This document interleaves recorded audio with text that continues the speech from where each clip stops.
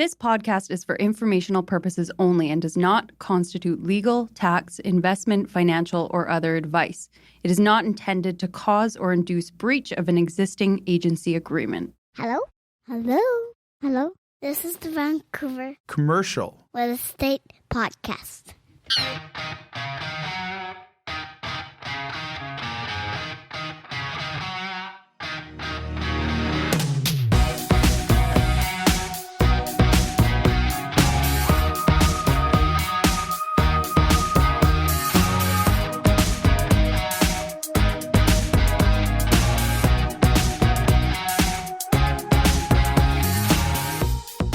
And welcome back to the Vancouver Commercial Real Estate Podcast. I'm Cory Wright.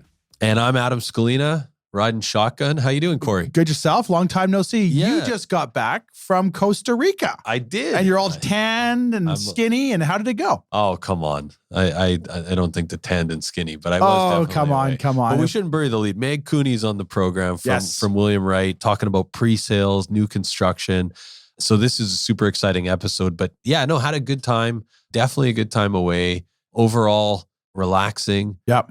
Yeah, actually, I was actually just thinking about it on the drive over. I haven't told you this yet, but pretty funny. My daughter takes a surf camp, and she's 4 years old, and she takes it, and it's like older kids. So she's there for a week, and it was awesome. She learned how to surf. She learned how to stand up. Everything else. It was a lot of fun. But I'm putting her to bed one night, like towards the end of the trip.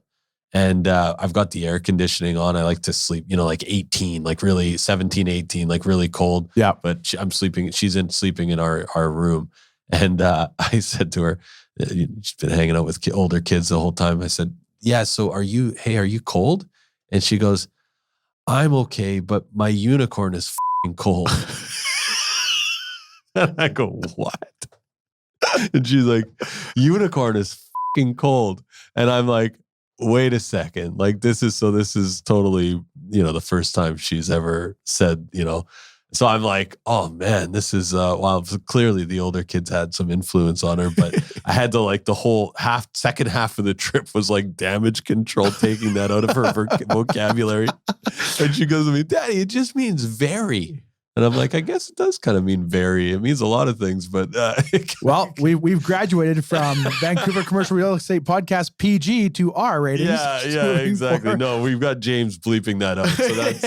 But I think the listeners will get the gist. But you had a good holiday. It was we were work-wise was extremely busy, so we stayed local. Yeah. But we did a quick little staycation downtown, and my kids discovered the Cardero's restaurant, which is my favorite. Oh, wow. And so we were... That's nice at Christmas, too. Oh, it's awesome. It was great. So we went there. I'm probably going to get this wrong, but like Thursday night for dinner. Yeah. Kids ate, like my youngest guy ate 2 pizzas, like 12 slices. The guy eats like a bird all week, and then you give him to Cardero's, and the guy just eats everything he can. Yeah. So we literally went there Expensive taste. Thursday for dinner, Friday for lunch, Friday for dinner, and Saturday for dinner. It's a nice room. I feel it's like awesome. That's, it's my favorite place to go. Yeah, no, that's a really good recommendation. That I feel like that used to be a place to go for lunch all the time, but I haven't been there forever. Well, I heard a long time ago, I could be completely wrong. I was told it was like an old keg before it became Cardero's, and apparently the story goes they forgot to renew their lease. You know what's crazy? Really? Yeah, apparently they forgot to renew the lease. The landlord, played hardball with them. Yeah. And had another group that was interested and did the deal with the other group, and all of a sudden Cardero's open. So that's wild. Yeah. Hey, do you remember this place? It always had kind of a funny name. I don't think I ever went to it, but it was like a restaurant in the area. I think it was called like Crime Lab or Crime Lab. Yeah, I remember that. It was at it was a little glass like hut almost on the seawall there. Yeah. But it was a restaurant, right? Yeah. They changed hands a lot too. It's a tough location. Like there's limited parking, and like you have to like tough. I don't know if Crime Lab is what I want to be thinking about when. No, I don't. I think when you just heard the name, it just kind of like discouraged you before you went. Yeah, for sure. Well, this is a fantastic episode talking about all things pre-sale in commercial real estate, which we should say we've had a lot of clients over the. I mean, your team has had tons of clients, but a lot of our clients have actually went into pre-sale as their first foray into commercial real estate. Yeah. And right now, it's a similar strategy that we talk about on the Vancouver residential show, I should say, Vancouver Real Estate Podcast. But the idea that people are trying to get away from these interest rates. Totally. And have a bit of a runway, right? So they're trying to buy something that's maybe not closing for 2, 3, 5 years from now, right? So today we talk about that strategy. You give a few strategies of your own that you use personally or have used with clients over the years. So lots of key takeaways. This is a phenomenal episode. Enjoy, guys. This podcast is presented by Impact Commercial. Impact Commercial. John, Alan, the team over there are fantastic. They've all been on the show. They have, Friends of the show. Great guys. Wealth of experience. They can help with all your commercial financing needs. Whether it's owner-occupiers, land development funds, commercial investments, or multifamily, these guys got you covered. And they recently obtained their CMHC correspondent lender status. So for all your commercial lending needs, visit them at impactcommercial.ca. That's impactcommercial.ca.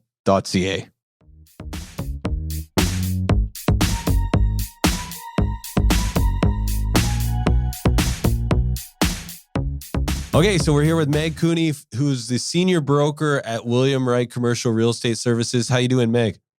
I'm doing well. How are you guys? We're doing great. Thanks for taking the time this morning. I know it's we should timestamp this. It's freezing cold. There's about 1 centimeter of snow on the ground. Well, speaking of that, Meg texted me this morning. So Meg lives in Port Moody, Coquitlam area, we'll say, without giving away her address. Right. Meg, how long did it take you to get home yesterday from Vancouver to Port Moody, Coquitlam? 3 hours and 40 minutes. And there was did it even snow? It's just the threat of snow. We stop our city. You know what's unbelievable too is, and I don't want to be this guy, but I grew up in Winnipeg. If we had weather like today with 1 centimeter of snow, people would be canceling work to go golfing. Well, it's like in Edmonton, you have to physically dig your hole to get to your truck because there's so much snow. If you're late for work, you're fired. You're fired. I know. In Vancouver, the threat that it might snow 2 Tuesdays from today, we're going to shut down the city just in case. I know. It's just ridiculous. My kid's home from daycare. It's just ridiculous. I drove in this morning to Vancouver. There was no traffic. No traffic today. And I'm like, everyone just throws the towel in because it's cold. It's just like, man, no wonder we can't win the Stanley Cup out here. We're just wimps. It's kind of true. Yeah, no, it's kind of true. So Meg, thanks for taking the time. Can you tell our listeners a little bit about yourself and in your role at William Wright? Yeah, of course. So I've been in real estate since 2012. So I started in pre-sale on the residential side, working for a developer. I then transitioned into commercial in 2015. And I've been focusing on retail investment and development land, as well as leasing on the retail space. Just out of curiosity, what kind of projects were you doing when you were in residential pre-sale? Yeah, so it was with a wood frame developer. So Mosaic Homes, I was working. Wow. Yeah, so I did pre-sales for some townhome projects, some mixed-use projects, but just the residential portion. But low rises in kind of key areas. So I worked in the Burke Mountain area, kind of close to Cory, not to give it away, but right. And then Burquitlam, and as well as Bayswater, so that would be Kitsilano.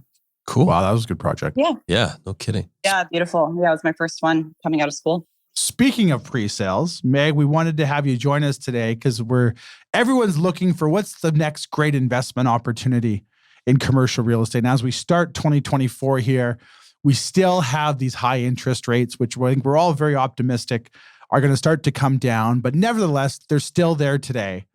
And we're talking about great investment opportunities. And one great way to invest in commercial real estate, but avoid the high interest rates, is buy pre-sale. So we wanted to have you to come on today because obviously you've been involved in a lot of pre-sale on the commercial side as well as residential side.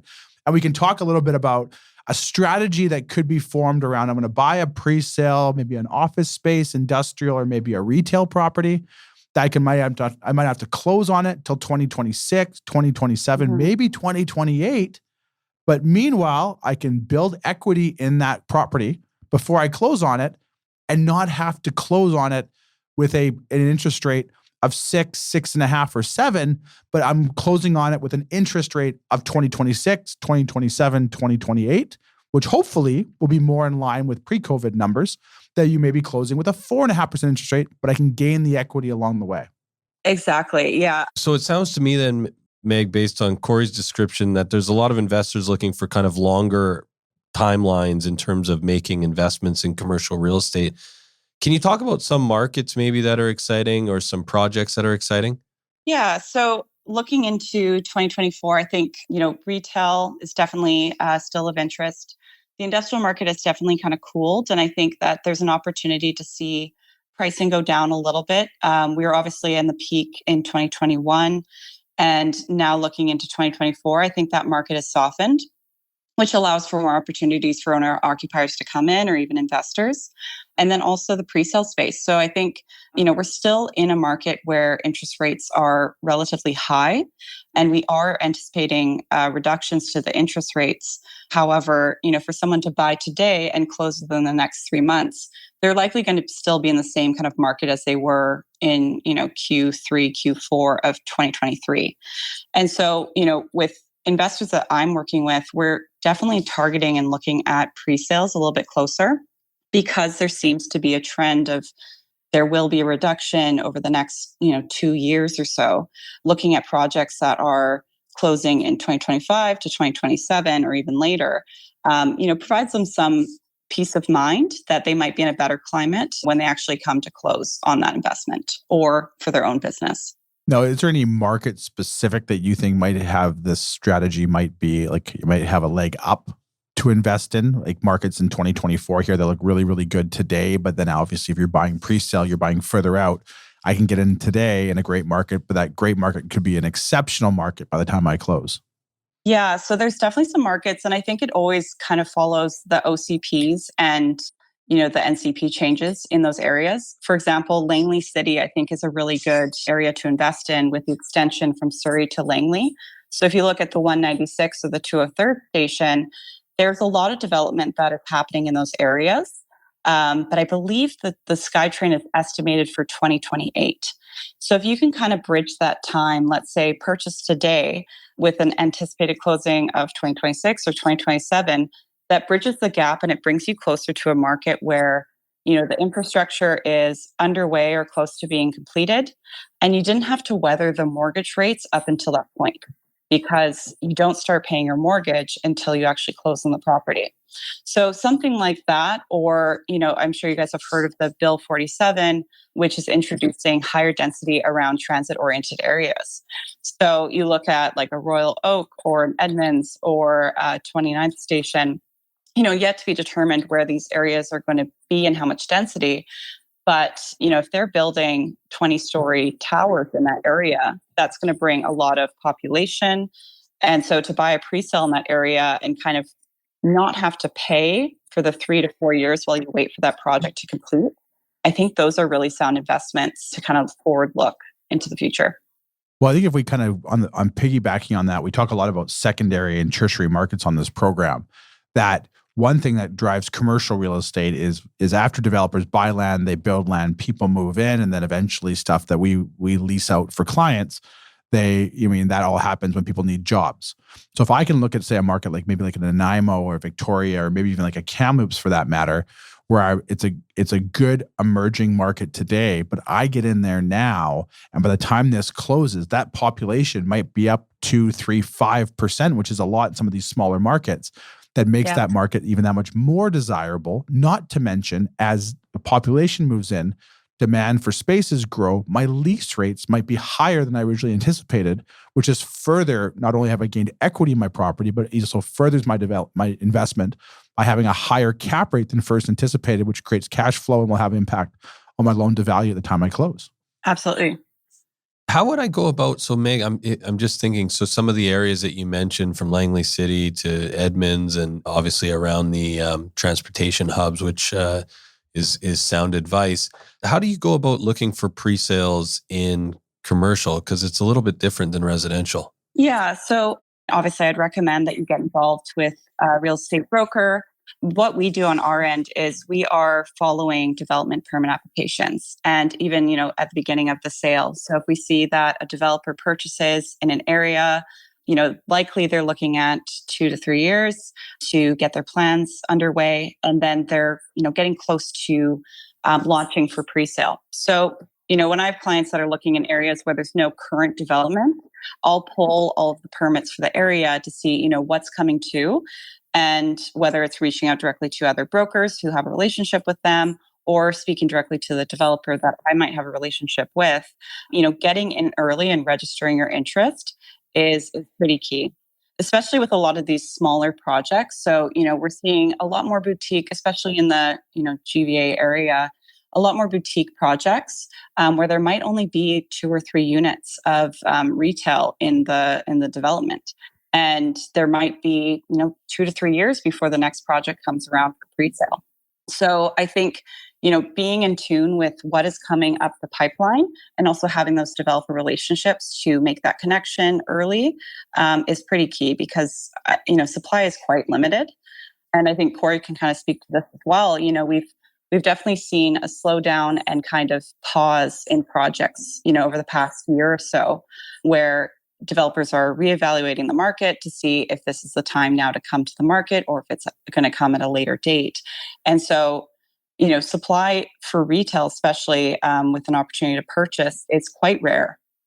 Yeah, no, I would totally agree with you on that. We talked about this before, myself and Meg and a few other people there, is developers are getting a little concerned that there's always been, you look at the industrial side of things, and industrial's been a market where you've had such a huge contingency of owner occupiers versus investors, and probably the asset class you see the largest amount of owner occupiers in. So much product has come to the market in such a small period of time because developers had put a lot of products in the pipeline because industrial demand was so high that now we have a little bit of a slowdown. We have high interest rate costs. We have high construction costs. People paid high for land. Developers may not have the same confidence launching projects, maybe at some of these $700 plus price points they have to launch them at, that maybe they're slowing down some of the projects in the pipeline, which from an investor standpoint might be a good thing versus having an abundance of inventory come to available at one time and the market not be able to absorb it. Exactly. Yeah. Are there opportunities right now for industrial purchasers? Or not really? Yeah. So there are quite a few industrial projects that have recently completed in Q4 of 2023. And so we're seeing a bit of an influx in inventory right now. Richmond, Vancouver, Burnaby, that small bay industrial product, I think we're seeing more inventory than we have in the past, 3 or 4 years. And this is going to have effects on the lease rates. So whether these purchasers purchase for investment or if they were looking to occupy, the effects on lease rates is always going to be affected by the supply. If they have more options, it is going to start to soften, the price per square foot that they pay. So, I think that this is healthy. It's good to see, definitely creeping up to like the high 20s, even like low 30s for small bay industrial. In probably about 2021 is when we really saw the peak. So it's good to see it kind of level out and, have some more options for these business owners to lease. And what's pushing the demand for retail? Yeah. So, last year, I would say retail leasing was very strong. A lot of it had to do with the fact that those who were considering purchasing had taken a step back and decided to, maybe do a 3 or a 5 year lease term while the interest rates were high. So in terms of vacant space in key areas, key corridors, I do a lot of work on Main Street. We often see a lot of interest per listing and very little inventory. I think one of the major drivers really was from the interest rates bringing more, transitioning more buyers into tenants and really increasing the demand there. Also, I think, retail, especially through COVID, it kind of surprised us. I think retail has definitely changed from, the classic retail store or clothing store and is really more service oriented. So we're seeing, med spas absolutely everywhere. We're seeing wellness centers, so physio, acupuncture, general medical clinics, pharmacies, and then food use as well. So if you have a retail space that is vented for restaurant, that's such a challenge to create after the fact. And it's such an asset for a group to come in and to be able to create the restaurant in that space. That's where retail's really held strong, is service or community approached retail. And so, Meg, this might be a tough question, but somebody out there is wondering if Meg Cooney was making an investment herself or for a family member. Do you have an asset class that you would probably target right now in this current climate, and maybe a location as well? Yeah, so I think for me, I would definitely be looking at the retail space, but in key areas. So I think whether the area is already, thriving and developed, like a Point Grey or Kerrisdale, or if it's an up and coming area. And it really depends on your threshold for investment. I would say if you're under that $2 million mark, Strata is an absolutely amazing option for that, especially for the reasons I mentioned, where you can put a deposit down now and then wait for later days to complete on the project, which also gives you the opportunity to pre-lease as well, if that's of interest. And then if you are looking for something larger scale, I would say, something that is not at its highest and best use in an area that's undergoing change. So you look at a single story retail building on, let's say, a quarter acre of land that is going to be close to an infrastructure change or an OCP change.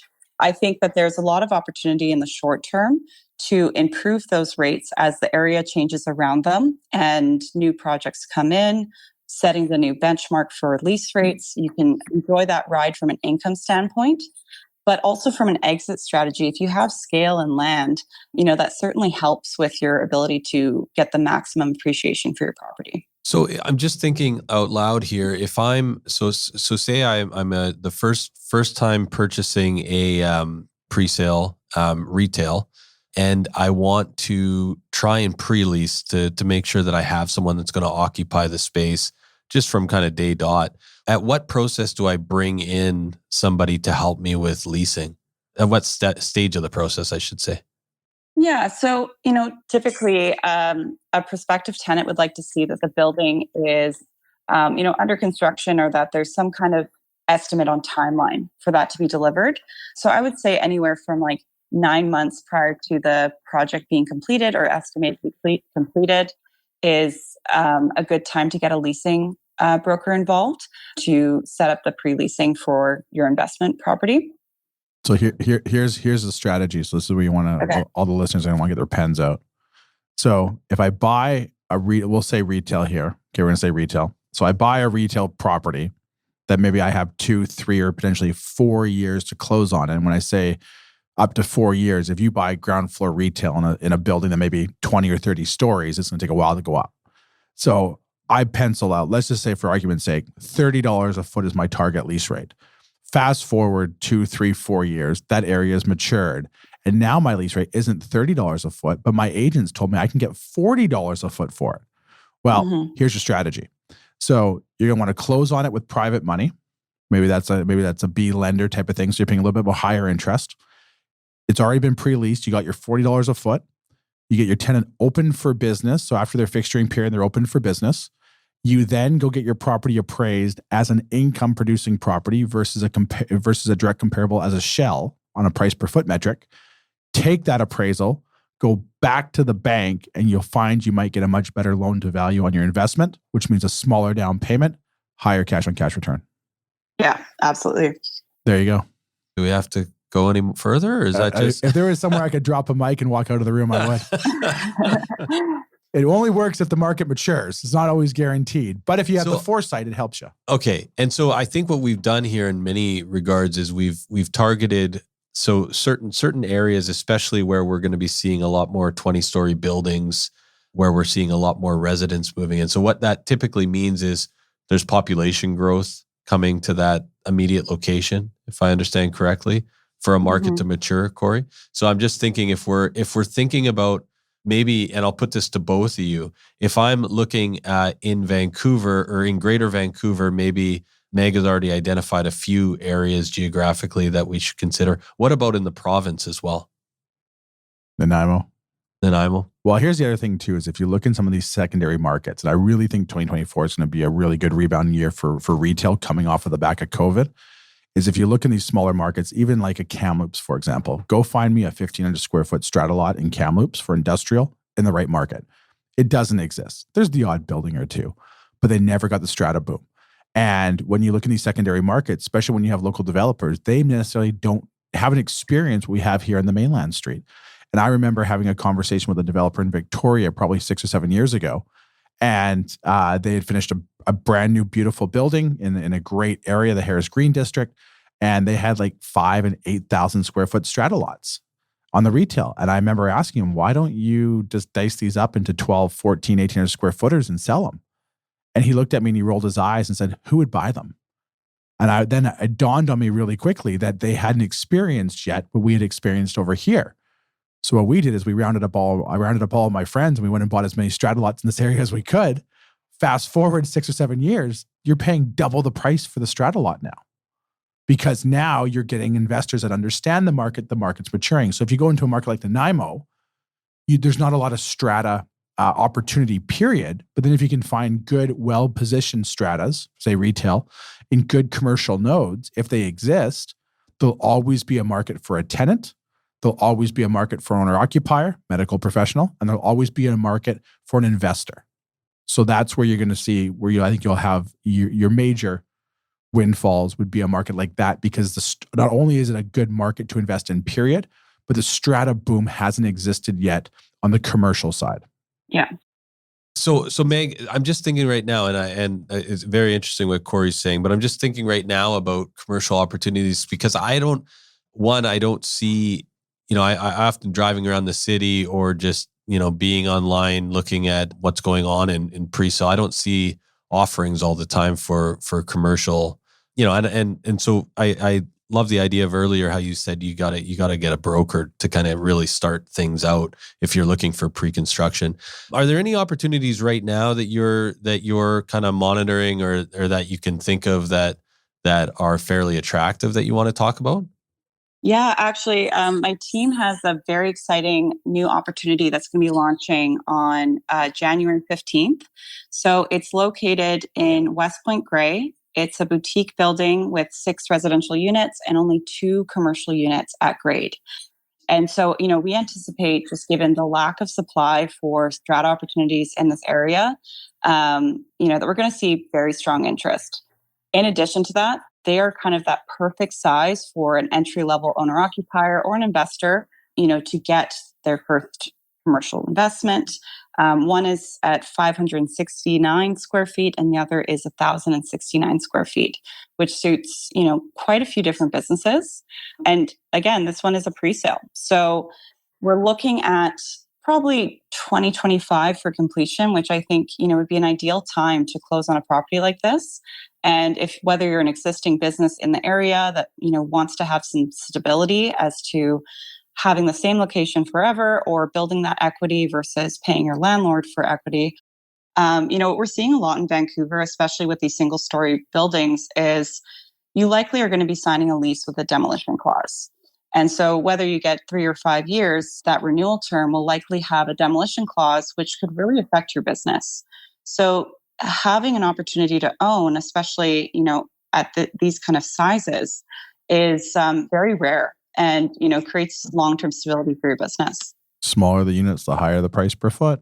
Yeah. And I don't know if I mentioned the name of the project, but it's called Obsidian. It's located at 4445 West 10th. And have any questions or would like to reach out, you can reach me on my email. Okay. And we'll give that at the end of the show for sure. But anticipated completion for that? 2025. 2025. There you go. Buy today, close in 2025. Your interest rates could be half. Probably not half. I'm just being optimistic, but they'll be down quite a bit. Right. All right. And last but not least, Meg, I'm just thinking somebody out there is probably wondering, when they think of commercial real estate, they think, oh, I need to have, bags of money to get in. But are there opportunities for people that kind of in the sub-million market in the Lower Mainland that are looking for commercial real estate in pre-sale? Yeah, absolutely. Yeah, I think especially in the strata space, if you're looking at the $1 million budget, you're probably in that 500 to 1,000 square foot of space. But what's nice about that as a first investment is that is typically the parameters for a lot of tenants too. So, when you're getting into the market, there is some peace of mind that that unit will be absorbed. And like, we mentioned on the podcast, I think if you follow areas that are undergoing growth or, have a really strong retail node presence, you will continue to do well year over year. So Meg, the rules. Before we let you go, we got our 6-pack of lighthearted questions. And now that we're in the start of January here, we've had to update them a little bit because we've had you on the show several times. Do you have a few more minutes to stick around for us? Yeah. Excellent. The Six Pack is powered by our good friends over at Red Point Law. Red Point Law, Cory, Tim, Falco, Scott, and the team. These are great people with a wealth of experience when it comes to commercial closings and private lending. And I just want to say, Cory, not to cut you off, they have a perfect 5-star review on Google. So for all your commercial legal needs, visit them at redpointlaw.ca with offices in Vancouver and now open in downtown Kelowna. First question up. We're sitting here still, I think it's still our January. You can kind of say Happy New Year still. I don't know if you can or not. But New Year's resolutions for 2024. Yeah. So I have a couple, but I think definitely want to have more of a routine. Wake up in the morning, go to the gym, just like everyone else in the world. I think that's Do your usually cold the January plunge. 1st. Yeah. I actually have started cold plunging. It's tough, but Yeah. And then also just reading more. I think that's, I didn't really pick up many books in 2023. And I think just making that time on a Sunday to read more is kind of top of my list this year. Yeah. It's game changer. All Getting right. off your Yeah. phone a bit more and reading. Well, that leads to the next one. Book recommendation for our listeners for 2024. What's on your hit list? You said it, and then I'm like pulling out the book I just bought. So it's called Waking Up by Sam Harris. You guys heard of this one? No, tell us more. So I've only really cracked into it about a chapter. So that was my last Sunday read. But basically it's more of a spiritual book, but just basically being more self-aware and acknowledging where I can be better and growth, I think is how I'm going to start off the new year, but probably pick up some business books as well throughout the years. Nice. Question number 3 is a vacation spot you hope to visit in 2024. Yeah. I'm thinking Newfoundland would be cool. Wow. Wow. I don't know if that's really like a vacation spot, but I do want to hit across Canada, I think, over the next couple of years and just really check out all the East Coast, because I've really only done Central and West. So yeah, I think I'll do some road trips in the future. Yeah, I've heard actually I've heard the East Coast of Canada is like not to be missed. Yeah. From a few the people lobster's recently. amazing. Yeah. So speaking of Newfoundland, you've had a few beverages. It's now late night in a bar and someone gives you a karaoke mic. What song are you singing? Let's try Oh my January. God. But she's What going am to I not? Newfoundland. Okay. What am I not singing? Something from like Dropkick Murphys, I guess. Yeah, Oh, probably. there you go. I think There you go. that's, yeah. Some old Irish timey song, I think. Perfect. What was the Canadian band that had the guy? Oh, Great Big C. Great Big C. Great Big C. Yeah, Great Big C. I love Great Big C. All right. And now we're on to your death row meal. So you found yourself on death row. You've done something horrible. You get one more meal before it's all said and done, Megan. What's that meal going to be? I mean, I think I said steak and lobster last time. Now you're going to Newfoundland, so let's think about that one. I guess it has to be lobster. Lobster and a kokanee. Yeah. Who gets 2 opportunities to go on death row? I mean, Yeah. I am the luckiest person. Very rare. You must have had a good lawyer the first time. Right? Yeah. Okay, so lobster. And last but not least, advice for a commercial real estate investor in 2024. Yeah, I mean, I think, now is the time to really jump in. I think in the next 6 months, we're probably going to see a flood of activity from buyers and investors come into the market again. And I think right now is a really key time to start exploring that, see what interests you, and then jump in before everything gets hectic again. Because I anticipate as soon as we get that interest rate reduction, there's going to be a flood of buyers into the market. So, to avoid that competition, I would definitely say start now, get lined up with a commercial broker and so you're ready before it gets a little bit crazy again. And Meg, if somebody wants to get in touch, how can they get in touch with you? Yeah, you can reach me on my email, meg@williamwright.ca, or my cell phone, 778-960-5979. Well, Meg, we thank you once again for joining us. We know you're really, really busy and kind of unlocking some strategies and markets for 2024. Yeah, of course. Thanks, guys. Take care. Thanks, Meg. Take care.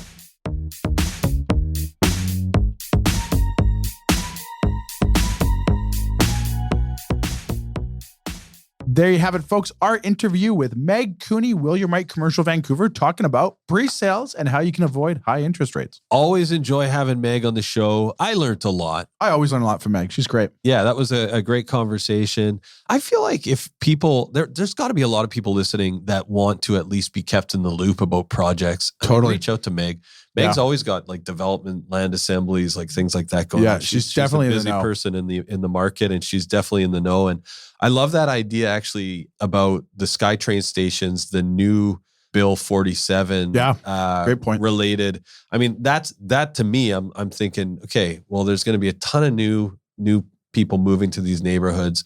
There's obviously going to be high demand for coffee shops, medical services, that sort of thing. So seems like a no-brainer. Really good conversation. Cory, ICSC coming up. Speaking of Meg, I'm sure she'll be up there at our booth there. So we have the big ICSC conference in Whistler that goes down every year. The International Council of Shopping Centers is what ICSC stands for.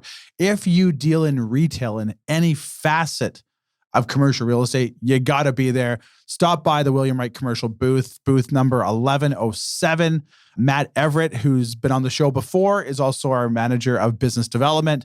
He'll be at the booth. Tons of the brokers will be up there. A lot of guests that you've sort of might have heard on the show that we've had throughout the company, they will all be there. So a great, great show to take in every year. There's lots of festivities, lots of parties to attend and events to attend. So if you're in commercial real estate and you're in any facet of the retail component side of it, it's a must in Whistler, January 21st to 23rd. Are you going? I will be there. Yeah, I go up every year. I love catching up. You really meet and run into more people in that 48-hour span in our industry than you'll see the rest of the year. So it's a great opportunity to even put a name to a face, someone you might have done deals with over the years that you've never personally met just yet. Great to go connect and touch base and also hear what everyone's working on. Lots of stuff in the pipeline. So you get a really good insight of what 2024 is going to look like. It's hard not to run into people from our industry at Whistler just in general. Yes. So never mind when there's a huge thing like ICSC going on. Yeah, no, it's always good. Definitely got to come check it out if you're in commercial real estate. And Cory, what else, if people are looking to get in touch with William Wright, how can people get in touch with you? They can reach our Vancouver office anytime, 604-428-5255. Let us know what you're looking for. We'll put you in touch with the best broker within the province to help you. You can send me an email, Cory@williamwright.ca. Always love talking real estate, or visit our website, williamwright.ca. Sign up for the latest and greatest news. Excellent. Well, have a great week, everyone. And we'll see you back here next week for another great episode. Thanks, guys, for listening. Subscribe today.